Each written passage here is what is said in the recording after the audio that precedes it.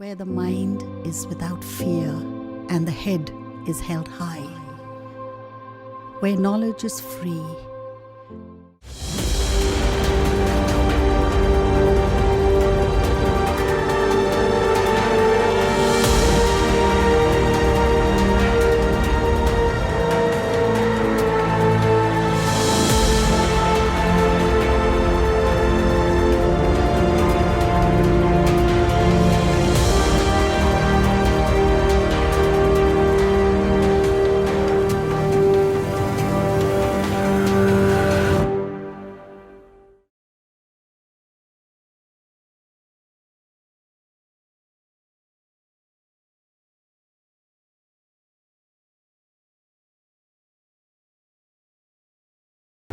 প্রিয় শিক্ষার্থী, আমি অশোক মণ্ডল,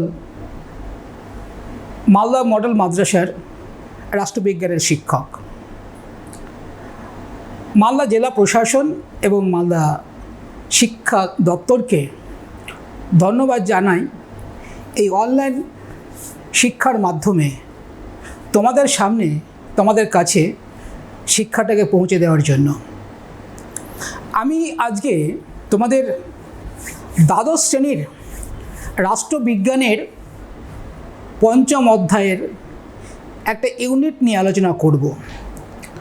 পঞ্চম অধ্যায়ে কী রয়েছে? কয়েকটি রাজনৈতিক মতবাদ, কয়েকটি প্রধান রাজনৈতিক মতবাদ। কি কি রয়েছে? উদারনীতিবাদ, মার্ক্সবাদ এবং গান্ধীবাদ। আমি তোমাদেরকে আজকে এই মার্ক্সবাদ নিয়ে আলোচনা করব। বলে দিই, এই পঞ্চম অধ্যায় থেকে পরীক্ষায় একটি মাত্র ব্রড কোশ্চেন হয়, কোনো এসএকিউ, কোনো ধরনের এমসিকিউ হবে না। এখানে একটি মাত্র ব্রড কোশ্চেন হয় এবং এখানে কোনো অর দেওয়া প্রশ্ন থাকে না। একটি মাত্র সিঙ্গেল কোশ্চেন এখান থেকে হয়। অতএব এই অধ্যায়টাকে একটু ভালো করে জানতে হবে এবং মার্ক্সবাদ এবং গান্ধীবাদ এই দুটোর উপর দিয়ে এবার প্রশ্ন হবে 100%। কারণ এবারে উদারনীতিবাদ চলে এসছে পরীক্ষায়। আমি মার্ক্সবাদটা পড়াবো। খুবই টাফ ইউনিট, মার্ক্সবাদকে বোঝা অত সহজ নয়। আমি খুব সহজ সরলভাবে তোমাদেরকে মার্ক্সবাদ বোঝাবো। মার্ক্সবাদ কি? কি মার্ক্সবাদ? মার্ক্সবাদ হচ্ছে একটা বিশ্ববিখ্যা, কোন একটা দেশে সীমাবদ্ধ নেই। এটা বিশ্বাঙ্গিক প্রক্রিয়াকে নিয়ে মানব সমাজের এবং জড় জগতের যে আলোচনা, মার্ক্সবাদ।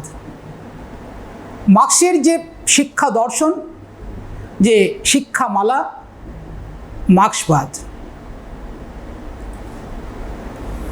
মানব সমাজ এবং জড়বস্তুর যে বৈজ্ঞানিক দৃষ্টিভঙ্গি নিয়ে কার্ল মার্ক্স আলোচনা করেছেন, সেটাই মার্ক্সবাদ। এমিল বার্নস খুব সুন্দরভাবে বলেছেন, এমিল বার্নস সুন্দরভাবে বলেছেন, কি বলেছেন? এই যে বিশ্ব জগৎ, এই বিশ্ব জগতের অংশ হিসেবে মানব সমাজের যে বিকাশের সম্পর্কের যে তত্ত্ব, সেটাই মার্ক্সবাদ। কি বললাম? বিশ্বজগৎ এবং বিশ্বজগতের অংশ হিসেবে মানব সমাজের সম্পর্কের বিকাশের যে তত্ত্ব, সেটাই মার্ক্সবাদ। তো কার্ল মার্ক্স কে? কার্ল মার্ক্স কে? তোমরা হয়তো জানো না। বিশ্বের বিভিন্ন দেশ, বিভিন্ন রাষ্ট্র মার্ক্সের আদর্শের দ্বারা পরিচালিত, মার্ক্সের আদর্শকে অনুকরণ করে বিশ্বের বিভিন্ন দেশ তার শাসন ব্যবস্থা পরিচালনা করছেন। যেমন China, Vietnam, Cuba, Laos, Russia, Venezuela, Mexico, এরকম বিশ্বের বিভিন্ন দেশ মার্ক্সের দর্শনকে সামনে রেখে, মার্ক্সের আদর্শকে সামনে রেখে রাষ্ট্র ব্যবস্থা পরিচালিত করছে, একটু এদিক ওদিক করে, কিন্তু মূল জায়গাটাকে ঠিক রেখে। তো কে মার্ক্সবাদ? মার্ক্সটা কে? 1818 সালে 5ই মে জার্মানে জন্মগ্রহণ করেন এবং মারা যান ইংল্যান্ডে 1883 সালে 14ই মার্চ। সুদূর জার্মান থেকে ইংল্যান্ডে তার যে আসা, সেখানে বিশাল একটা ইতিহাস আছে, আমরা সেখানে যাব না, আমরা পড়ব মার্ক্সবাদটা পড়ব। তো Karl Marx was a German philosopher, economist, historian, political theorist, journalist, sociologist and social revolutionary, সমাজ বিপ্লবী। তাহলে কার্ল মার্ক্সের যে তত্ত্বটা, যে মার্ক্সবাদ, তার বিভিন্ন নীতিকে কেন্দ্র করেই মার্ক্সবাদ গড়ে উঠেছে। মানব সমাজের যে বিকাশের ধারা, সম্পর্কের যে ধারা, তার উপর দাঁড়িয়ে যে তত্ত্বটি, বিজ্ঞানভিত্তিক তত্ত্ব,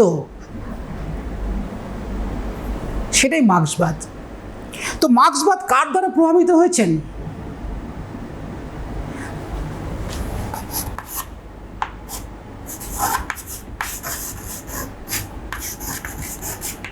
জার্মান দর্শন, জার্মান দর্শনের দ্বারা প্রভাবিত হয়েছেন। কে জার্মান দর্শন? জার্মান দার্শনিক কান্ট, ফিক্টে, হেগেল, ফয়েরবাখ, এদের দ্বারা প্রভাবিত হয়েছেন কার্ল মার্ক্স। এদের দ্বারা প্রভাবিত হয়ে তিনি মার্ক্সবাদকে রচনা করেছেন। দুই কি,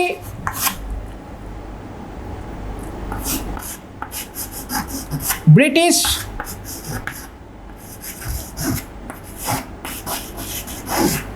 অর্থশাস্ত্র, ব্রিটিশ অর্থশাস্ত্র মার্ক্সবাদের একটি উৎস। অ্যাডাম স্মিথের যে সম্পদের, জাতীয় সম্পদের যে গ্রন্থ, সেখান দ্বারা, এবং ডেভিড রিকার্ডোর যে খাজনা তত্ত্ব, তার দ্বারা প্রভাবিত হয়েছেন। সেখানে তিনি উদ্বৃত্ত মূল্যের তত্ত্বকে ব্যাখ্যা করেছেন। আর কি রয়েছে?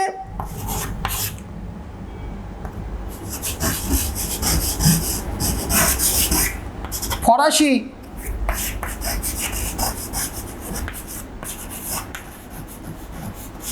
সমাজতন্ত্র, কে? Saint Simon, Robert Owen, Charles Fourier, এরা হচ্ছেন এক একজন কাল্পনিক সমাজতত্ত্বের প্রবক্তা। এদের দ্বারা কার্ল মার্ক্স প্রভাবিত হয়ে তার বিশ্ব জগৎ সম্পর্কে যে ব্যাখ্যা, মানব সমাজের বিকাশ এবং বস্তু জগৎ বা জড় জগৎ সম্পর্কের যে ব্যাখ্যা, এদের দ্বারা প্রভাবিত হয়েই মার্ক্সবাদটাকে প্রতিষ্ঠা করেছেন কার্ল মার্ক্স। মার্ক্সের তত্ত্বকে এগিয়ে নিয়ে গেছেন কে? লেনিন। সুদৃঢ়ভাবে মার্ক্সবাদের বিস্তার ঘটিয়েছেন লেনিন, স্ট্যালিন, রোজা লুক্সেমবার্গ প্রমুখ রাষ্ট্রনেতারা। আমরা এবার জানব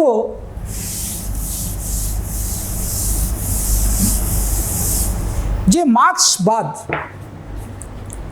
কোন কোন নীতির দ্বারা, কোন কোন নীতি সমূহের সমন্বয়ে বিকশিত হয়েছে মার্ক্সবাদ। দ্বন্দ্বমূলক বস্তুবাদ, ঐতিহাসিক বস্তুবাদ, উদ্বৃত্ত মূল্যের তত্ত্ব, শ্রেণী সংগ্রামের তত্ত্ব, বিপ্লব সম্পর্কে তত্ত্ব, রাষ্ট্র সম্পর্কে তত্ত্ব, এই বিষয়টা নিয়ে আমরা আজকে আলোচনা করব।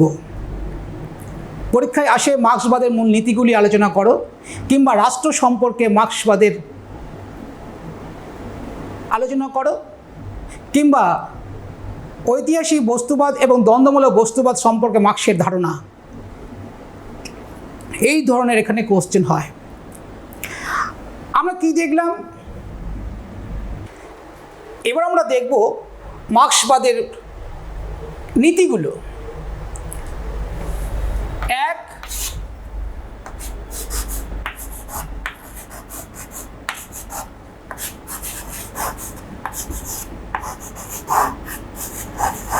দ্বন্দ্বমূলক বস্তুবাদ। দুই,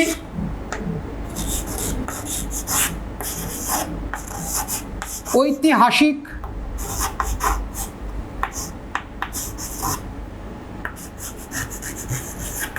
বস্তুবাদ।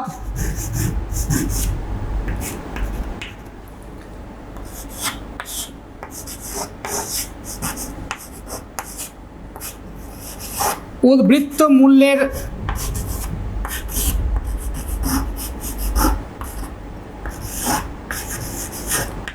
তত্ত্ব। চার, শ্রেণী ও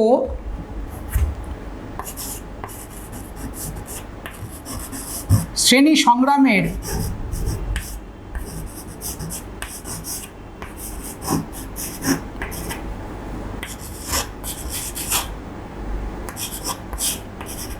তত্ত্ব।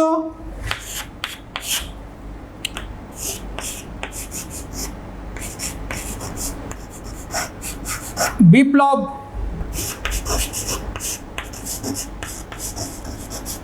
সংক্রান্ত তত্ত্ব।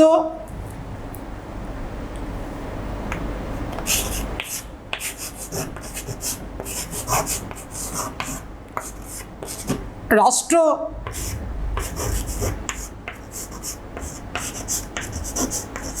সংক্রান্ত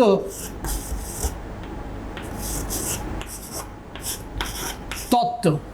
আমরা এগুলো জানব।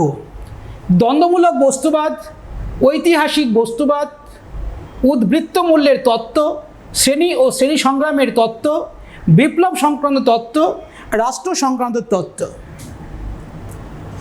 তাহলে দ্বন্দ্বমূলক বস্তুবাদ, দ্বন্দ্বমূলক বস্তুবাদ মার্ক্স কি বলেছেন? এই বিশ্ব জগৎ বস্তুময় এবং প্রত্যেকটা বস্তু একে অপরের সাথে দ্বন্দ্বে লিপ্ত এবং প্রত্যেকটা বস্তু অন্তর্নিহিত দ্বন্দ্বেও লিপ্ত, এবং এই দ্বন্দ্বের মধ্য দিয়ে বস্তুর পরিবর্তন হয়। যেমন একটা কলম, দ্বন্দ্ব হলো কি, ক্যাপটা খুললাম, একটা ক্যাপহীন কলম, পরিবর্তন হলো। এটাকে আমি আবার জুড়ে দিলাম, এটা পূর্ণাঙ্গ কলম হলো। বস্তুর দ্বন্দ্ব হলো। এই যে ঠেলা দিলাম, দ্বন্দ্ব হলো। তাহলে দ্বন্দ্বের মধ্য দিয়ে বস্তুর পরিবর্তন সূচিত হয়। তাহলে মার্ক্স কি বললেন দ্বন্দ্বমূলক বস্তুবাদে? এই বিশ্ব জগৎ বস্তুময়, প্রত্যেকটা বস্তু একে অপরের সাথে দ্বন্দ্বে লিপ্ত, অন্তর্নিহিত দ্বন্দ্বেও লিপ্ত, এবং এই দ্বন্দ্বের মধ্য দিয়ে পরিবর্তন সূচিত হয়। এই ক্ষেত্রে মার্ক্স বলেছেন যে তিনটি নীতি কাজ করে, তিনটি মূল সূত্র রয়েছে দ্বন্দ্বমূলক বস্তুবাদে। তিনটি মূল সূত্র কাজ করছে কি? এক হচ্ছে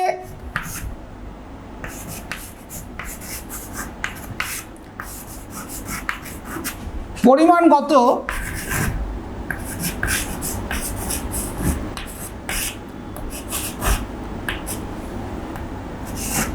পরিবর্তনের মধ্য দিয়ে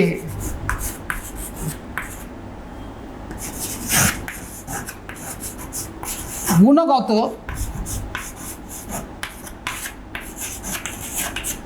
পরিবর্তন। 2 হচ্ছে কি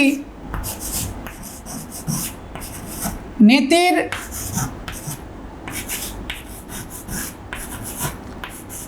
নেতিকরণ, আর 3 হচ্ছে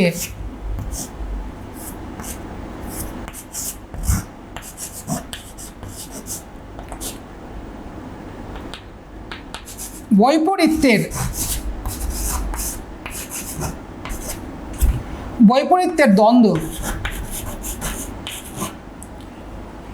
এই 3টে নীতি মার্কস বলছেন যে বস্তুর মধ্যে যে দ্বন্দ্বের ফলে যে বস্তুর পরিবর্তন হয়, এই ক্ষেত্রে 3টি জিনিস কাজ করছে। কি? পরিমাণগত পরিবর্তনের মধ্য দিয়ে গুণগত পরিবর্তন, নেতির নেতিকরণ, আর বৈপরীত্যের দ্বন্দ্ব। কি বুঝলে এখানে? পরিমাণগত পরিবর্তনের মধ্য দিয়ে গুণগত পরিবর্তন। কি বুঝলে? আমি উদাহরণ দিয়ে বলছি তোমাদের খুব সহজ করার জন্য। ধরো তুমি উনুনে কিংবা গ্যাসে একটা ঠান্ডা জল তুমি গরম করতে দিলে, তুমি গ্যাস জ্বালালে সঙ্গে সঙ্গে জলটা গরম হবে না। তাপ দেওয়ার পরে জলটা আস্তে আস্তে আস্তে গরম হতে হতে জলটা ফুটন্ত হয়ে ওঠে। তাহলে এতক্ষণ জলের মধ্যে কি তাপ প্রয়োগ হচ্ছিল, জলটা কিন্তু ফুটলো না। কি? তার মধ্যে একটা পরিমাণগত পরিবর্তন হচ্ছিল। জল একটা বস্তুর মধ্যেকার দ্বন্দ্ব হচ্ছিল, এবং দ্বন্দ্ব হতে হতে একটা পরিবর্তন হলো, কি জলটা গরম হলো।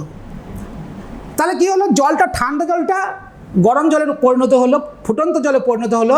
তার মানে একটাকে অস্বীকার করলো, ঠান্ডা জলকে অস্বীকার করে একটা ফুটন্ত জলকে স্বীকার করলো। আবার এই ফুটন্ত জলে যদি আমি চা চিনি দিয়ে দিই, সেটা আবার চায়ে পরিণত হবে। তাহলে আবার সেই ফুটন্ত জলটা চেঞ্জ হয়ে কি হলো? চায়ে পরিণত হলো। তাহলে পরিমাণগত পরিবর্তনের মধ্য দিয়ে গুণগত পরিবর্তন ঘটছে। যেমন একটা ছোট্ট একটা পাট গাছ, একটা ছোট্ট বীজ মাটিতে রোপণ করার পরে সেই গাছটা বড় হয়। আমি মাটিতে পাটের বীজ রোপণের সাথে সাথে কিন্তু বীজ অঙ্কুরোদ্গম হবে না। আর ওই বীজের মধ্যে একটা পরিমাণগত পরিবর্তন হতে হতে হতে একটা গুণগত পরিবর্তন হলে গাছটা মাটিতে জন্ম নিল, এবং সেই গাছটা প্রত্যেকটা মুহূর্তে বড় হচ্ছে। এই বড় হওয়ার মধ্যে মার্কস বলেছেন যে প্রত্যেকটার মধ্যে তার দ্বন্দ্ব হচ্ছে। এবং এই পাটটা যখন বড় হলো গাছটা, তখন কেটে দিয়ে আবার জলে দেওয়া হলো পচতে। পাট গাছটা জলে দেওয়ার মধ্যে যে পাট গাছ পচে গেল কিন্তু তা নয়, একটা নির্দিষ্ট সময় মানে একটা নির্দিষ্ট সময়ের পর সে পাটটা পচে যায়। তাহলে এই যে জলে দেওয়ার পরে তার মধ্যে কি হয়? একটা পরিমাণগত পরিবর্তন হয়। তাহলে এই যে বস্তু জগৎ, প্রত্যেকটা বস্তু দ্বন্দ্বে লিপ্ত থাকে। একটা পাট গাছ দিয়ে আমি উদাহরণ দিচ্ছি। পরবর্তী যখন পাটটা পচে গেল, তারপর লেবার দিয়ে সেটাকে ছাড়ানো হলো। এবার একটা পাট কাঠি আর এদিকে পাট, একটা গুণগত পরিবর্তন হলো কি পাট, অর্থাৎ পরিমাণগত পরিবর্তনের মধ্য দিয়ে একটা গুণগত পরিবর্তন সাধিত হলো।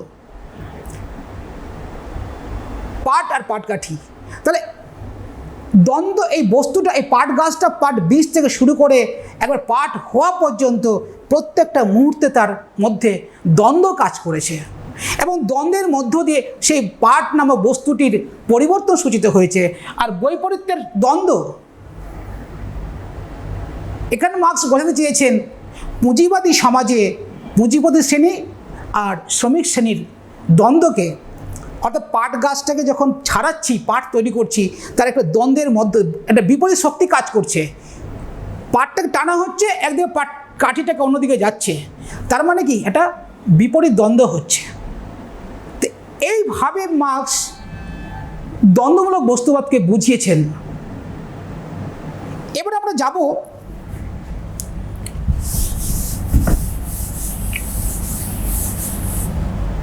ঐতিহাসিক বস্তুবাদ। ঐতিহাসিক বস্তুবাদ মার্ক্সবাদের আর একটি অন্যতম মূল নীতি। ঐতিহাসিক বস্তুবাদটা কি? দ্বন্দ্বমূলক বস্তুবাদের মানব সমাজের বিকাশে যে সফল প্রয়োগ, দ্বন্দ্বমূলক বস্তুবাদের মানব সমাজের বিকাশের ক্ষেত্রে যে তার সফল প্রয়োগ, সেটাই হচ্ছে ঐতিহাসিক বস্তুবাদ। মানব সমাজের পরিবর্তন, আমরা এতক্ষণ কি দেখলাম? একটা বস্তুর পরিবর্তন দেখলাম, জল বললাম, একটা পাট গাছ বললাম। তেমনি এই মানব সমাজে আদিম যুগ থেকে শুরু করে আজকের যে সমাজ, পুঁজিবাদী সমাজ, এই যে পরিবর্তন, প্রত্যেকটা ক্ষেত্রে দ্বন্দ্বের মধ্য দিয়ে সমাজের পরিবর্তন এসছে। তাহলে ঐতিহাসিক বস্তুবাদটা কি? যে দ্বন্দ্বমূলক বস্তুবাদের মানব জীবনের বিকাশের যে ইতিহাস, তার মধ্যে সেই ক্ষেত্রে যে তার সফল প্রয়োগ, সেটাই হচ্ছে ঐতিহাসিক বস্তুবাদ। ঐতিহাসিক বস্তুবাদের মূল কথা কি? যে সমাজ পরিবর্তনশীল, সমাজ পরিবর্তনশীল। এই পরিবর্তনের মূলে কী কাজ করে? প্রধান মুখ্য বিষয়টি কি? উৎপাদন ব্যবস্থা বা অর্থনীতি।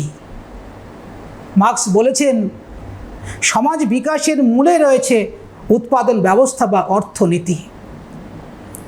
এই অর্থনীতি দ্বারা সমাজে উৎপাদিকা শক্তি আর উৎপাদন সম্পর্কের বিকাশ ঘটে। কি বললাম?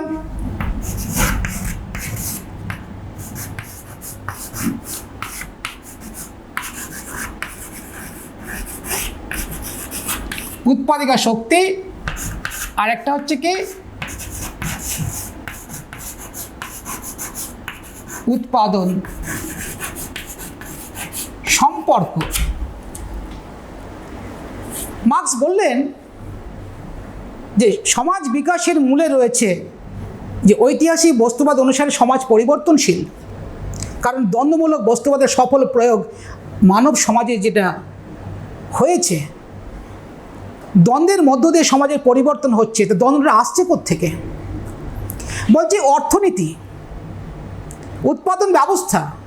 উৎপাদন ব্যবস্থা কার সঙ্গে যুক্ত?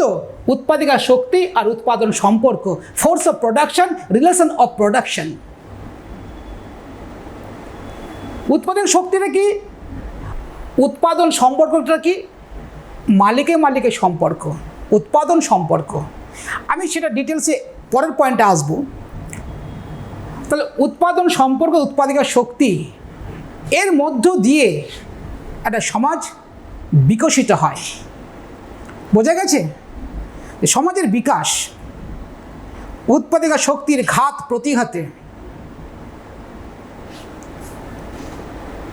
একটা সমাজ ব্যবস্থা পরিবর্তিত হয়।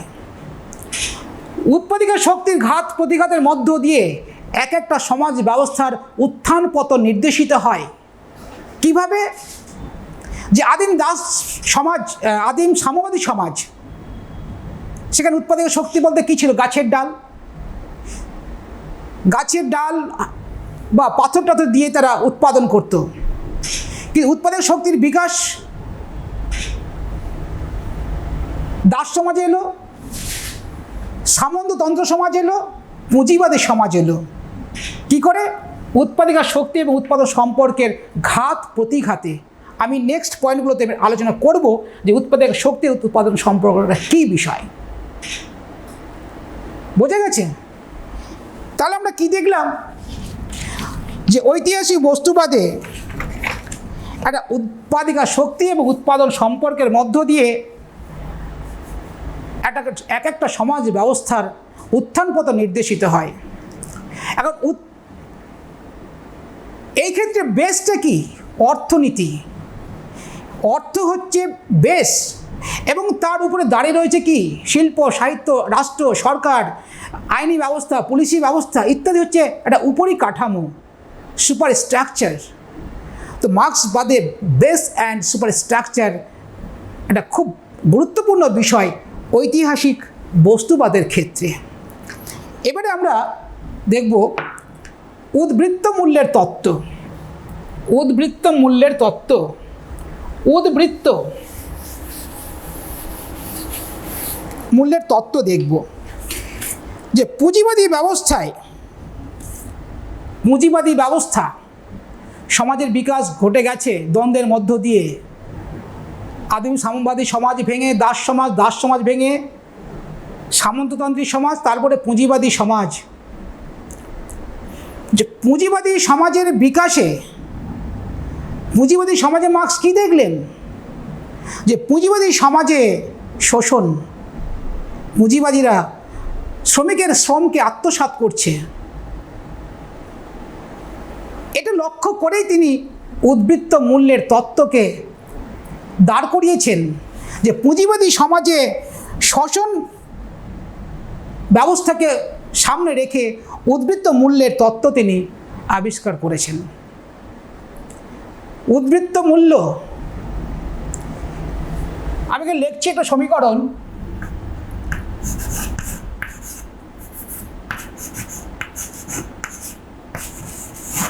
উদ্বৃত্ত মূল্য সমান সমান কি?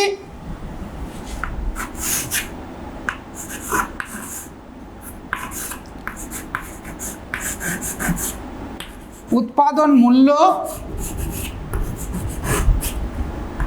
মাইনাস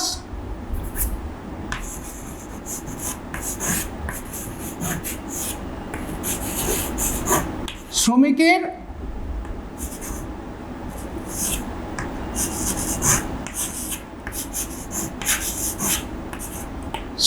মজুরি। উদ্বৃত্ত মূল্য উৎপাদন মূল্য মাইনাস, এটা মাইনাস শ্রমিকের মজুরি। তাহলে উৎপাদন মূল্য কে তৈরি করে? শ্রমিক, তার শ্রমের বিনিময়ে। শ্রমিক লাগে, কাঁচামাল লাগে, যন্ত্রপাতি লাগে, এর মধ্য দিয়ে একটা উৎপাদন মূল্য তৈরি হয়। এবং উৎপাদন মূল্যকে যদি আমরা শ্রমিকের মজুরি বা যন্ত্রপাতি সেটা যদি মাইনাস করি, বিয়োগ করি, তারপরে আমরা পাবো উদ্বৃত্ত মূল্য। তো এই উদ্বৃত্ত মূল্য কার পকেটে যায়? মালিকের পকেটে। যেমন ধরো একটা নার্সিংহোম কি একটা বিল্ডিং আছে, তার পুরো মেডিকেল যে ইকুইপমেন্ট সবটাই আছে, কিন্তু যদি সেখানে শ্রমিক না থাকে তাহলে কোনো রকম মূল্য তৈরি হবে না। শ্রমিকটাকে doctor, nurse, sweeper, gatekeeper, office management যিনি করেন তিনি, সমস্তটা শ্রমিকের বিনিময়ে একটা মূল্য উৎপাদন হয়। আমি ধরে নিলাম একটা নার্সিংহোম পার ডে সে 1 লক্ষ টাকা আয় করছে। এই 1 লক্ষ টাকা আয় করছে একটা নার্সিংহোম, ধরলাম যে 1 লক্ষ টাকা পার ডে আর্ন করছেন। এবং এখানে শ্রমিক দিকে দেওয়া বাবদ ডাক্তার, নার্স, সিস্টার যতগুলো আছে তাকে দেওয়া হলো টোটাল পার ডে 30,000 টাকা। 30,000 টাকা মাইনাস, তাহলে থাকলো কত? 70,000 টাকা। তাহলে এই 70,000 টাকাটাই হচ্ছে উদ্বৃত্ত মূল্য। এই টাকাটা কে নিচ্ছে? মালিক। কিন্তু মার্ক্স বলেছেন যেহেতু উৎপাদন মূল্য তৈরি করছে শ্রমিক, তার লভ্যাংশের বেশিরভাগ অংশটা শ্রমিক পাবে। কারণ তিনি শ্রমিকের যে দুঃখ দুর্দশা তিনি তার অন্তর দিয়ে উপলব্ধি করেছিলেন। তাদের উপর যে নির্যাতন গোটা বিশ্বের শ্রমিককে এক করেছিলেন। আজকে প্রতি বছর 1 মে একটা শ্রমিক দিবস উদযাপিত হয় কাজের দাবিতে, 8 ঘন্টা কাজের দাবিতে, ন্যায্য মজুরির দাবিতে, তাদের জীবনের সুরক্ষার দাবিতে। এই কার্ল মার্ক্স গোটা বিশ্ব জুড়ে, আমি আগেই বলেছি কার্ল মার্ক্স বাদে একটা বিশ্ববিখ্যাত। তাহলে এই যে 70,000 টাকার দাবিদার হচ্ছে উদ্বৃত্ত মূল্য, মালিকের পকেটজাত হচ্ছে এবং সেই মালিক মুনাফায় ফুলে ফেপে উঠছে। কিন্তু এখানে শ্রমিককে যৎ সামান্য মজুরি দেওয়া হয়। সে যদি কাজ করতে না চায় অন্য কাউকে সে ওখানে রিক্রুট করাবে। যদি কোনো শ্রমিক 10,000 টাকায় কাজ করতে না চায়, কারণ পুঁজিবাদ শ্রমিকের শ্রমকে আত্মসাৎ করতে চায়।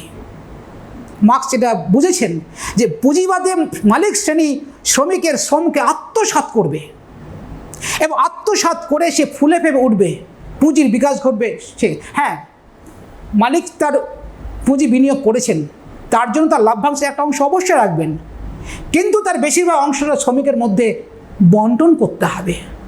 এটাই হচ্ছে উদ্বৃত্ত মূল্যের তত্ত্ব। এরপরে আমরা দেখব শ্রেণী ও শ্রেণী সংগ্রামের তত্ত্ব, ক্লাস অ্যান্ড ক্লাস স্ট্রাগল।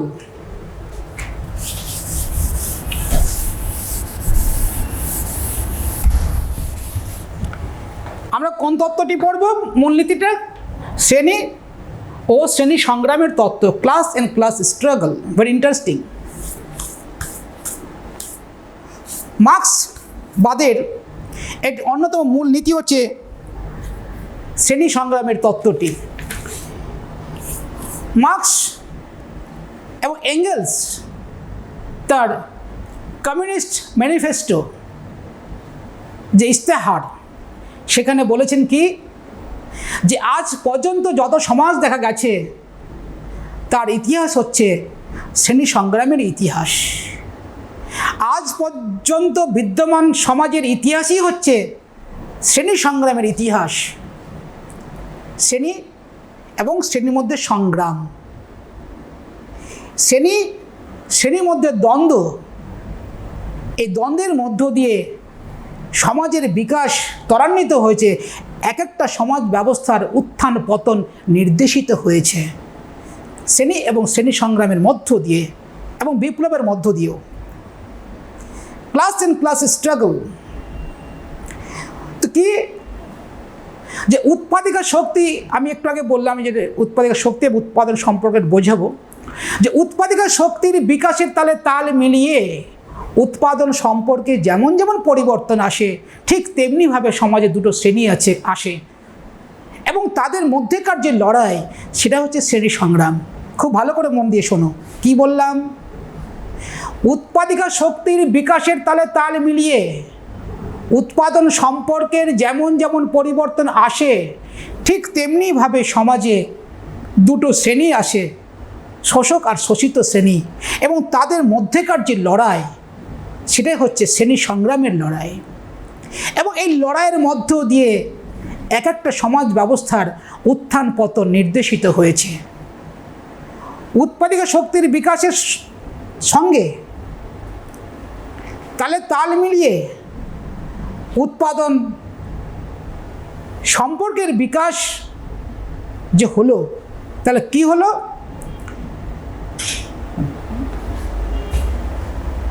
দুটো শ্রেণী এলো, কি শোষক ও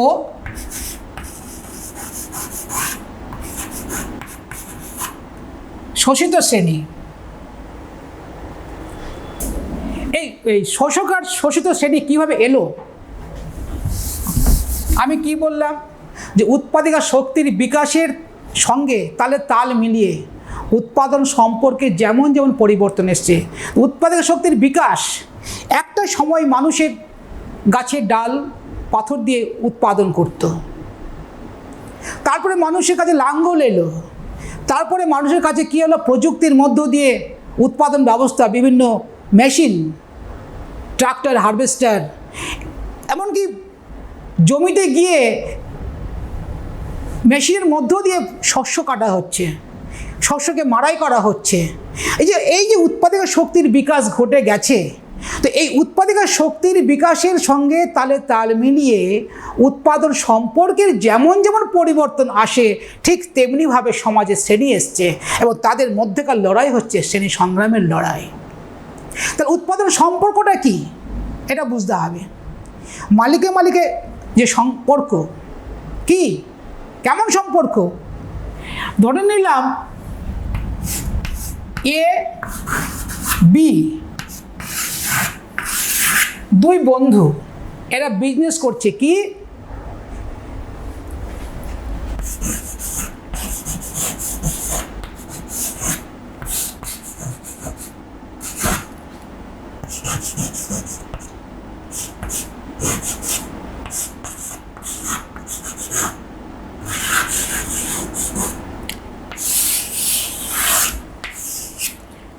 বেবি ফুড মিল্ক পাউডার এরা প্রোডাকশন করছে, উৎপাদিকা শক্তির বিকাশ ঘটে গেছে। তো উৎপাদিকা শক্তির বিকাশ ঘটে গেলেই যে সবাই উৎপাদিকা শক্তিকে সঠিকভাবে ইউজ করতে পারবে তার তো কোনো মানে নেই। এখন এ এবং বি এরা বেবি ফুড মিল্ক পাউডার তৈরি করছে, দুজন বিজনেসম্যান বা শিল্পপতি। এদের উদ্দেশ্যটা কি, যে বেবি ফুড মিল্ক পাউডার তৈরি একাই করবে, গোটা বিশ্বে একাই বাজার করবে, একটা মনোপলি বিজনেস করবে। এটা হচ্ছে বিজনেসম্যানদের পলিসি। যেমন জিও চাইছে এয়ারসেলকে ধ্বংস করব, এয়ারটেলকে যাতে আমাদের কোম্পানিতে আসে। ভোদাকে চাইছে জিও যে তাকে অ্যাবলিশ করতে, ধ্বংস করতে, সে একা ব্যবসা করতে চাইছে। তো এটা হচ্ছে বিজনেসম্যানদের পলিসি। তাহলে উৎপাদিকা শক্তির বিকাশ ঘটে গেছে, হয়তো জিওর মালিক তার ভালো উৎপাদিকা শক্তিকে কাজে লাগাচ্ছে, যার জন্য সে অন্যান্য এয়ারসেল বা এয়ারটেল বা ভোদা তার সঙ্গে কম্পিটিশন করে সে এগিয়ে গেছে। এরকমই দেখো এখানে এ এবং বি তৈরি করছে বেবি ফুড মিল্ক পাউডার।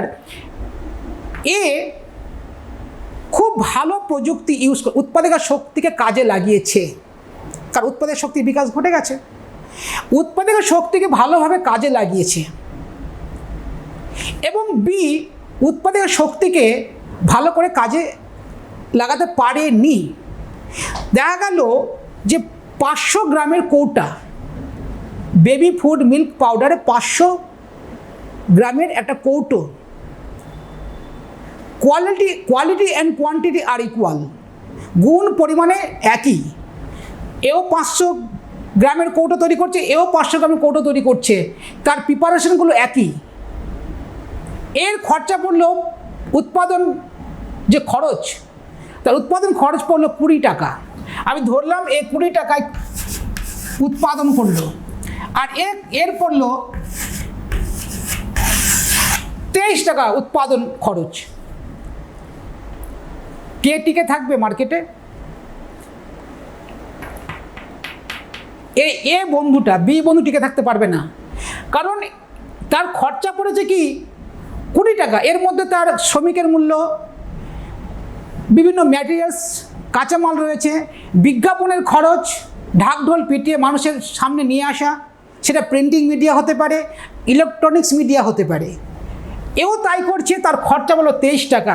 এ কি করবে, সে বাজারে যদি 23 টাকা করে ছাড়ে তাহলে পার কৌটা সে 3 টাকা লাভ করবে।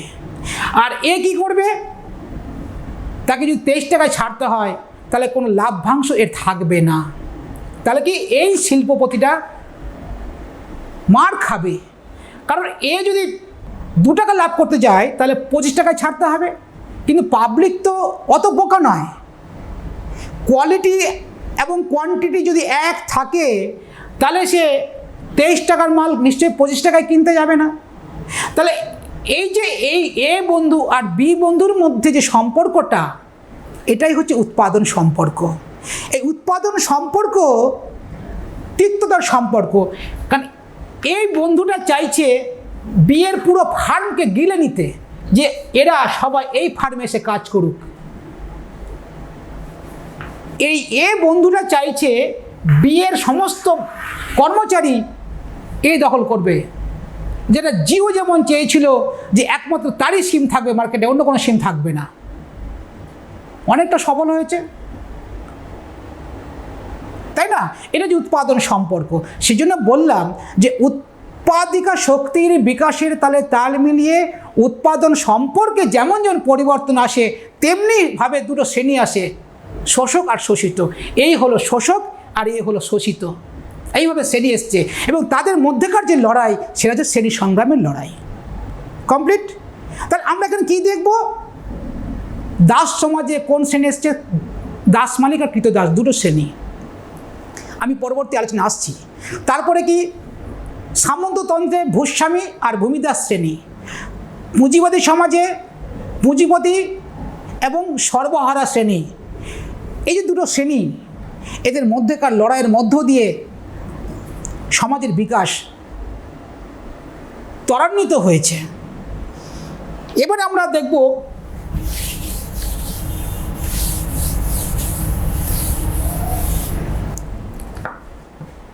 বিপ্লব সংক্রান্ত তত্ত্ব। বিপ্লব সংক্রান্ত তত্ত্ব কি? বিপ্লব, মার্কস বলেছেন যে বিপ্লব হচ্ছে সমাজের চালিকা শক্তি। বিপ্লবের মধ্য দিয়ে একটা সমাজ পরিবর্তিত হয়। মার্কস বলেছেন সর্বহারা শ্রেণী তার দাবি দাওয়াকে সামনে রেখে এরা বিপ্লব করবে। দাস সমাজে কৃতদাস, দাস মালিকদের শোষণে অতিষ্ঠ হয়ে বিপ্লব করবে।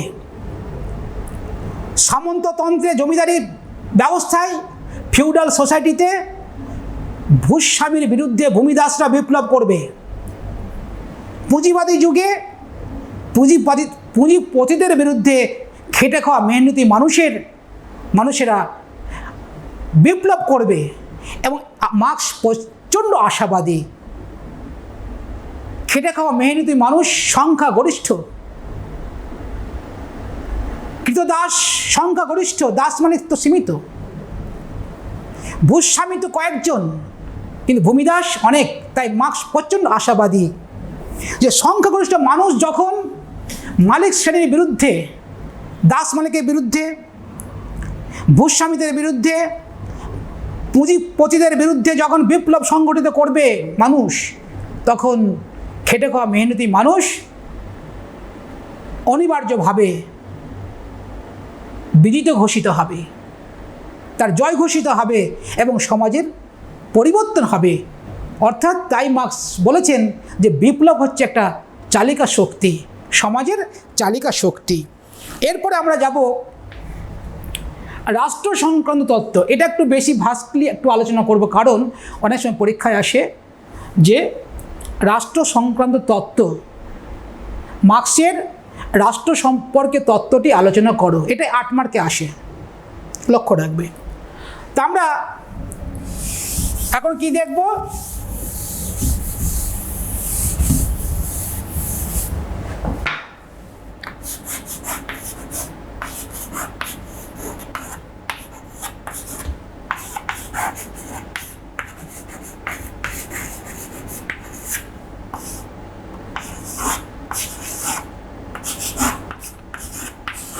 রাষ্ট্র সংক্রান্ত তত্ত্ব। এই ক্ষেত্রে মার্কস কি বলেছেন? যে রাষ্ট্র হলো শ্রেণী শোষণের যন্ত্র। রাষ্ট্র হলো শ্রেণী শোষণের যন্ত্র বিশেষ। কে বলেছেন? কার্ল মার্কস বলেছেন যে উৎপাদন ব্যবস্থার মধ্য দিয়ে যে রাষ্ট্রের উদ্ভব কীভাবে হয়েছে, বলেছে রাষ্ট্র হঠাৎ তৈরি হয়নি,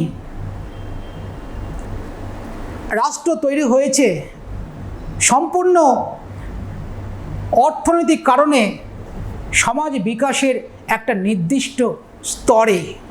মনে রাখবে, রাষ্ট্র তৈরি হয়েছে সম্পূর্ণ অর্থনৈতিক কারণে সমাজ বিকাশের একটি নির্দিষ্ট স্তরে। তো মার্কস সমাজ বিকাশের যে 4টা স্তরের কথা বলেছেন সেটাকে নিয়ে একটু আলোচনা করব। কি?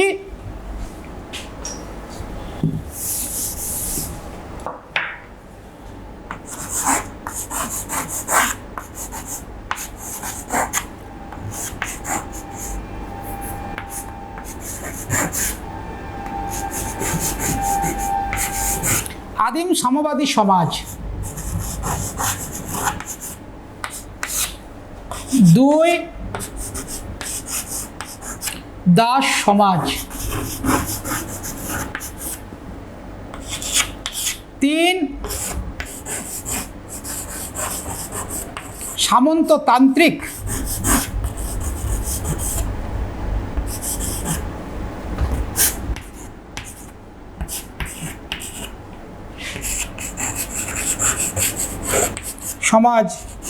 4 রাজনৈতিক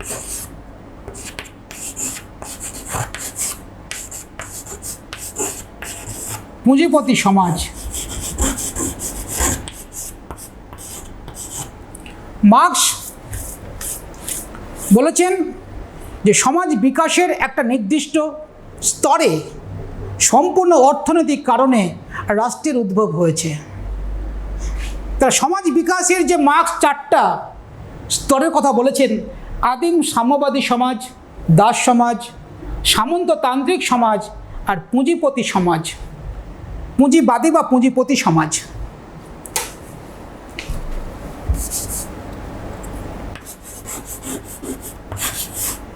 পুঁজিবাদী সমাজ, এই আদিম সাম্যবাদী সমাজ, এখানে উৎপাদিকা শক্তির বিকাশ সেভাবে ঘটেনি।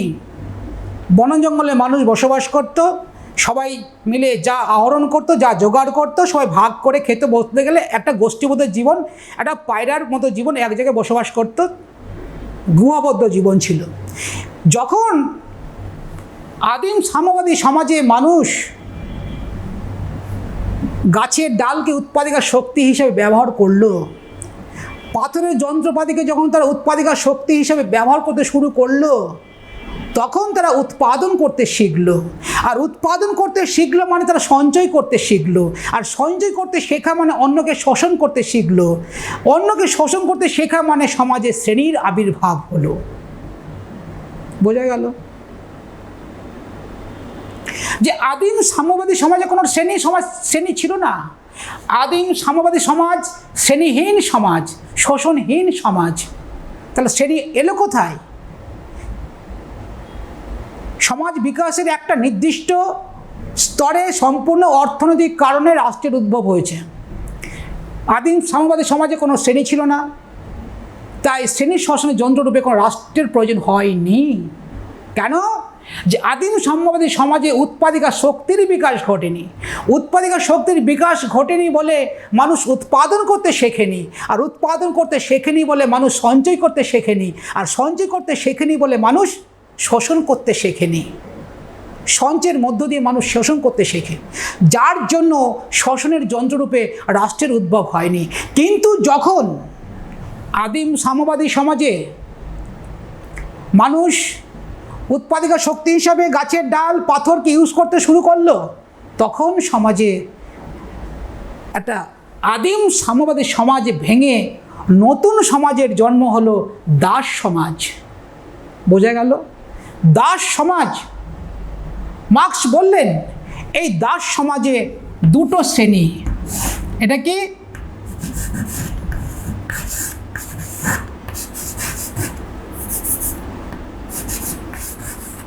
কৃতদাস আর দাস মালিক। এই দুটো শ্রেণীর আবির্ভাব ঘটলো কোন সমাজে? দাস সমাজে। দাস সমাজে এই দাস মালিক তার সমস্ত রকম উপায় দিয়ে কৃতদাসদেরকে শোষণ করতে শুরু করলো। তাদের কর্মক্ষম করে রাখার জন্য যেটুকু খাদ্যের প্রয়োজন তার বাইরে এরা দিত না। শোষণ ছিল নিষ্ঠুর চরম পর্যায়ে। দাস মালিকরা কৃতদাসদেরকে চরম পর্যায়ে শোষণ করত। কিন্তু এই কৃতদাসরা, মার্কস প্রচণ্ড আশাবাদী, এই দাস মালিকের বিরুদ্ধে কৃতদাস কি করবে? বিদ্রোহ করবে। কেন করবে? দাস মালিকদের শোষণে অতিষ্ঠ হয়ে কৃতদাস সম্প্রদায় দাস মালিকদের বিরুদ্ধে বিদ্রোহ করবে। কারণ দাস মালিকরা সংখ্যালঘিষ্ঠ আর কৃতদাস সংখ্যাগরিষ্ঠ। মার্কস প্রচণ্ড আশাবাদী, সংখ্যাগরিষ্ঠ মানুষ যখন বিদ্রোহ শুরু করবে তার জয় নিশ্চিত। এবার কৃতদাস বিদ্রোহ করছে। কার বিরুদ্ধে বিদ্রোহ করছে? দাস মালিকদের বিরুদ্ধে বিদ্রোহ করছে। দাস মালিকরা কি করলো? কৃতদাসদের সমস্ত রকম যে বিদ্রোহ, সেই বিদ্রোহকে দমন করার জন্য, তাদের যে আন্দোলন, সেই আন্দোলনকে ধ্বংস করার জন্য দাস মালিক তখন রাষ্ট্রের জন্ম দিল। তাহলে কি হলো? সম্পূর্ণ অর্থনৈতিক কারণে সমাজ বিকাশের একটা নির্দিষ্ট স্তরে, কোথায়? দাস সমাজে রাষ্ট্রের জন্ম দিল কে? দাস মালিকরা। কেন? দাস মালিকদের বিরুদ্ধে যে বিদ্রোহ হচ্ছে, সেই বিদ্রোহকে দমন করার জন্য, কৃতদাসদেরকে দমন করার জন্য দাস মালিকরা নিজেদের স্বার্থে রাষ্ট্রযন্ত্রের জন্ম দিল। তাই মার্কস বলেছেন যে রাষ্ট্র হলো শ্রেণী শোষণের যন্ত্র বিশেষ। এই রাষ্ট্র সমস্ত রকম উপায় দিয়ে দাস মালিকদের সেফটি ভালভ হিসেবে কাজ করবে, দাস মালিকদের রক্ষা করবে। কিন্তু মার্কস প্রচণ্ড আশাবাদী। কৃতদাসরা যখন বিদ্রোহের মধ্য দিয়ে বলেছে বিপ্লব চালিকা শক্তি, আমি একটু আগেই বললাম, দাস মালিকরা বিপ্লবের মধ্য দিয়ে দাস মালিকদের পরাভূত করবে। এর ফলে আবার নতুন সমাজ দেখা দেবে, সেই কি সামন্ততান্ত্রিক সমাজ। এই সামন্ততান্ত্রিক সমাজে আমরা আবার কি দেখব? আবার দুটো শ্রেণী দেখব। কি দুটো শ্রেণী?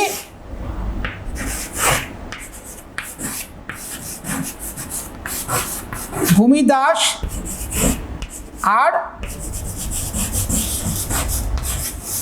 ভূস্বামী বা জমিদার শ্রেণী। এই সামন্ততান্ত্রিক সমাজের যে জন্ম হলো দাস সমাজের পর, আমি বলেছিলাম যে বিপ্লবের মধ্য দিয়ে, সংগ্রামের মধ্য দিয়ে এক একটা সমাজ ব্যবস্থার উত্থান পতন নির্দেশিত হয়। কার উপর দিয়ে? উৎপাদিকা শক্তি এবং উৎপাদিকা শক্তি এবং উৎপাদন সম্পর্কের ঘাত প্রতিঘাতে ঐতিহাসিক বস্তুবাদে আমরা পড়লাম যে এক একটা সমাজ ব্যবস্থা উত্থান পতন হয়। এখানেও তাই, দাস সমাজ ভেঙে তৈরি হলো সামন্ততান্ত্রিক সমাজ। আবার এখানে দেখা দিল কি দুটো শ্রেণী, ভূমিদাস আর ভূস্বামী। এই ভূস্বামীরা ভূমিদাসদেরকে শোষণ করতে থাকে তার সমস্ত রকম উপায় দিয়ে। এবার এরাও কিন্তু, ভূমিদাসরাও নিশ্চুপ থাকবে না। দীর্ঘ প্রক্রিয়ার পর ভূমিদাসরা বিদ্রোহ করবে কার বিরুদ্ধে? ভূস্বামীদের বিরুদ্ধে। এই ভূস্বামীদের বিরুদ্ধে বিদ্রোহ করতে করতে একদিন ভূমিদাস ভূস্বামীদের পরাভূত করবে এবং এই সামন্ততান্ত্রিক সমাজের শেষের দিকে কি হবে? শহরে কলকারখানা গড়ে উঠবে, গ্রামের মানুষ হু হু করে শহরের দিকে ছুটবে শিল্প কলকারখানা কাজের জন্য। একটা ঘিঞ্জি পরিবেশে বসবাস করবে, 7-8 জন মিলে একটা ঘরে থাকবে, অস্বাস্থ্যকর পরিবেশে বসবাস করবে। এবার কি হলো? ক্রাইসিস সৃষ্টি হলো, গ্রামের শ্রমিকের ক্রাইসিস পড়ে গেল। কারণ গ্রামের শ্রমিকরা ছুটছে কোথায়? শিল্প কলকারখানায় কাজের জন্য।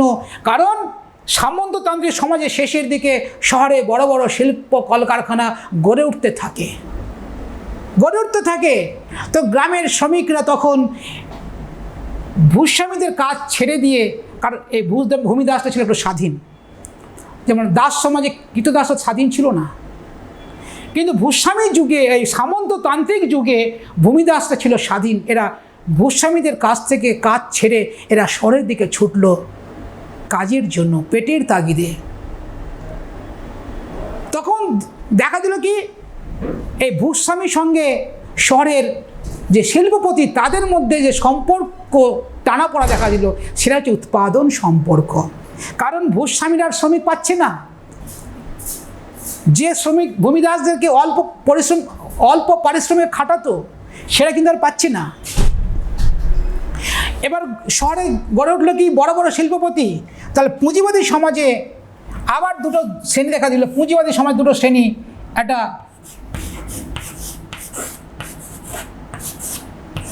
পুঁজিপতি শ্রেণী আর হচ্ছে সর্বহারা শ্রেণী।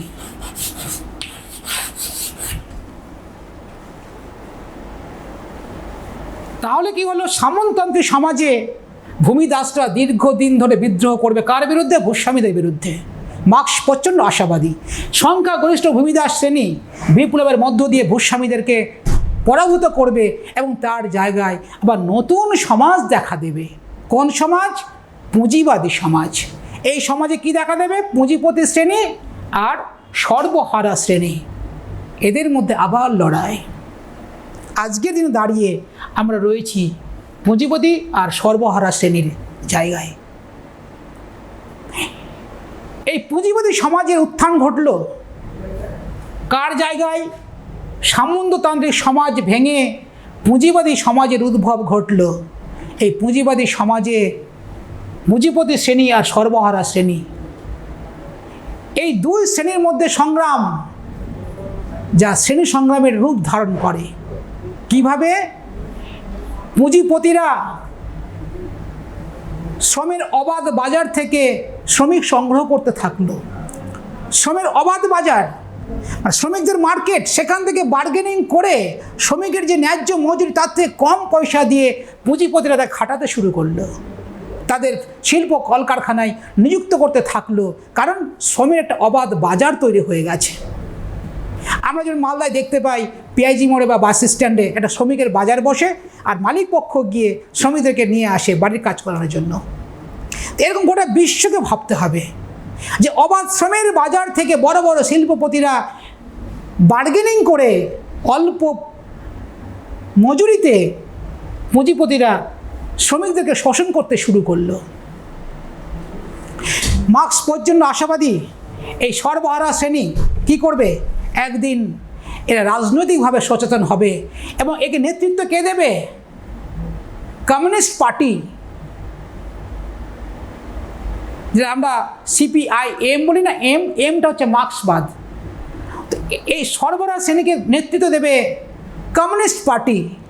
গোটা বিশ্ব যারা খেটে খাওয়া মেহনতি মানুষের দল, কমিউনিস্ট দল, এদেরকে নেতৃত্ব দেবে, এদেরকে রাজনৈতিকভাবে সচেতন করবে।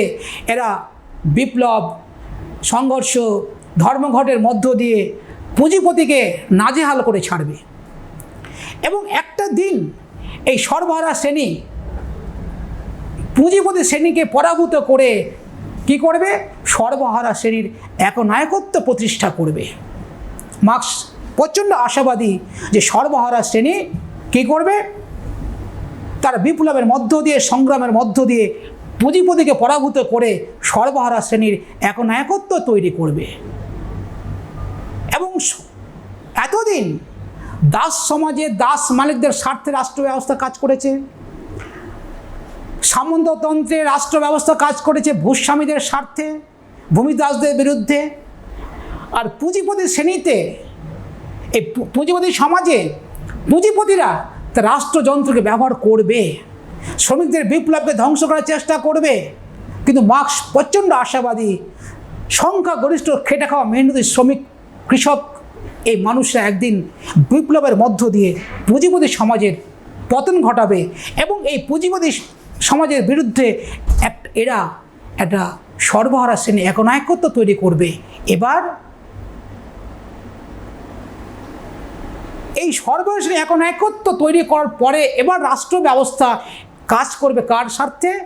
খেটে খাওয়া মেহনতি মানুষের স্বার্থে। মার্ক্স বলেছেন যে এতদিন যে রাষ্ট্র ব্যবস্থা, দাস সমাজে দাস মালিকরা যে উদ্দেশ্যে রাষ্ট্রের জন্ম দিয়েছিল, রাষ্ট্র এতদিন দাস মালিকদের, সামন্ততন্ত্রের ভূস্বামীদের, পুঁজিপতি সমাজে পুঁজিপতিদের স্বার্থে কাজ করছিল। তারপরে যখন সর্বহারা শ্রেণী তার বিজয় ঘোষিত হলো, তখন রাষ্ট্রযন্ত্র কার স্বার্থে কাজ করবে? সর্বহারা শ্রেণীর স্বার্থে। কারণ সর্বহারা শ্রেণীর একনায়কত্ব তৈরি করলো। এবার রাষ্ট্র ব্যবস্থা শ্রমিকদের স্বার্থে কাজ করবে। রাষ্ট্র ব্যবস্থা এবার পুরোটা উল্টো হয়ে গেল। উৎপাদন, বন্টন ব্যবস্থা সমস্ত কিছু শ্রমিকদের স্বার্থে পরিচালিত হবে, সামাজিক মালিকানায় চালিত হবে। মার্ক্স বললেন এই পুঁজিবাদী সমাজের ধ্বংসের পর তৈরি হবে সমাজতন্ত্র। তৈরি হবে কি? সমাজতন্ত্র। টাইম যে পুঁজিবাদী সমাজের পর সমাজতন্ত্রের উদ্ভব ঘটবে। এই সমাজতন্ত্রে রাষ্ট্রযন্ত্র খেটে খাওয়া মেহনতি মানুষের স্বার্থে কাজ করবে, অর্থাৎ সর্বহারা শ্রেণীর স্বার্থে কাজ করবে। মার্ক্স বলেছেন যে এই সময় পুঁজিপতিরা যে ক্ষমতা হারিয়েছে সে ক্ষমতা পুনরুদ্ধার করার জন্য বিপ্লব ঘটাবে, অর্থাৎ বিপ্লব থাকছে। কিন্তু মার্ক্স বলেছেন যে সমাজতন্ত্রে রাষ্ট্র থাকবে, তবে সে রাষ্ট্র কাজ করবে খেটে খাওয়া মেহনতি মানুষের, শ্রমজীবী মানুষের স্বার্থে কাজ করবে। এবং মার্কস বলেছেন, যেদিন সমাজতন্ত্রের মধ্য দিয়ে সাম্যবাদের উত্তরণ ঘটবে, সেদিন আর রাষ্ট্র থাকবে না। তাহলে সমাজতন্ত্রের ক্যারেক্টারটা কি? সমাজতন্ত্রে উৎপাদন বন্টন ব্যবস্থা সামাজিক মালিকানায় পরিচালিত হবে, শ্রমিক তার ন্যায্য মজুরি পাবে, নারী পুরুষের মজুরি ক্ষেত্রে কোনো পার্থক্য করা হবে না, নারী পুরুষে কোনো পার্থক্য করা হবে না, অর্থনৈতিক সাম্যের উপরে জোর দেওয়া হবে, এবং এখানে যে কাজ করবে না সে খেতে পাবে না। অর্থাৎ প্রত্যেকে তার পর্যাপ্ত পরিশ্রম করবে আর পরিশ্রম অনুযায়ী তার পারিশ্রমিক পাবে। এটা হচ্ছে সমাজতন্ত্র, মার্ক্সবাদের সমাজতন্ত্র। কিন্তু মার্ক্স বললেন যে সমাজতন্ত্রের মধ্য দিয়ে যেদিন সাম্যবাদের উত্তরণ ঘটবে, সাম্যবাদ, কমিউনিস্ট থেকে যখন কমিউনিজম হবে, সাম্যবাদের উত্তরণ হবে, সেদিন সমাজে শ্রেণী থাকবে না, আর শ্রেণী শাসনের যন্ত্ররূপে রাষ্ট্রও থাকবে না। রাষ্ট্র আপনা আপনি বিলীন হয়ে যাবে। তাই মার্ক্স বলেছেন যে রাষ্ট্র কোনো চিরন্তন শাশ্বত সত্তা নয়, রাষ্ট্র কোনো চিরন্তন শাশ্বত সত্তা নয়। তাহলে সাম্যবাদী সমাজে কি? এখানে প্রত্যেকে পর্যাপ্ত পরিশ্রম করবে আর প্রয়োজন মতো ভোগ করবে। সাম্যবাদে একজন ডাক্তারের সঙ্গে একজন সুইপারের কোনো পার্থক্য করা হবে না, সেটাই সাম্যবাদ। এটা মার্ক্স এর আশা করেছিলেন গোটা বিশ্বে সাম্যবাদ প্রতিষ্ঠার। কিন্তু সমাজতন্ত্র অবধি গেছে, কিন্তু সাম্যবাদের জায়গায় কোনো দেশ, যে সমস্ত দেশ মার্ক্সের আদর্শে পরিপুষ্ট, মার্ক্সের আদর্শে পরিচালিত, তারা সাম্যবাদে পৌঁছাতে পারেনি। কারণ ডাক্তারের সঙ্গে সুইপারে কোনো পার্থক্য হবে না, মানে কি? প্রত্যেকে তার পর্যাপ্ত পরিশ্রম করবে আর প্রয়োজন মতো ভোগ করবে। একজন সুইপারও যে ইচ্ছা হয় যে তার বিদেশ ভ্রমণ করার, তাকে তাই দিতে হবে। এটা হচ্ছে সাম্যবাদ। তাহলে আমরা কি দেখলাম? সাম্যবাদে রাষ্ট্র থাকছে না। এবার আমরা কি দেখব? যে মার্ক্সের যে মূল নীতিগুলো দেখলাম, মার্ক্স তার তত্ত্বে কি করেছেন? দুটো শ্রেণী দেখেছেন, শোষক আর শোষিত শ্রেণী, এবং তাদের মধ্যেকার শুধু কুৎসিত দিকটাকে লক্ষ্য করেছেন, সংগ্রাম, বিপ্লব ইত্যাদি ইত্যাদি। কিন্তু মানুষের মধ্যে যে প্রেম, প্রীতি, ভালোবাসা রয়েছে মার্ক্সের তত্ত্বে, সেটা উপেক্ষিত হয়েছে। মার্ক্স শুধু সমাজে শোষক আর শোষিত দুটি শ্রেণীকে দেখেছেন, কিন্তু তার বাইরেও যে মধ্যবিত্ত শ্রেণী, উচ্চবিত্ত শ্রেণী রয়েছে, মার্ক্স সেটা দেখতে পাননি। মার্ক্স সমাজ বিকাশের ক্ষেত্রে অর্থনীতির উপরে খুবই গুরুত্ব দিয়েছেন, যে সমাজ বিকাশের মূলেই রয়েছে অর্থনীতি। অর্থনীতি হচ্ছে সমাজের যে উৎপাদন সম্পর্ক আর উৎপাদকের শক্তির ঘাত প্রতিঘাত তৈরি হয়েছে অর্থকে কেন্দ্র করে।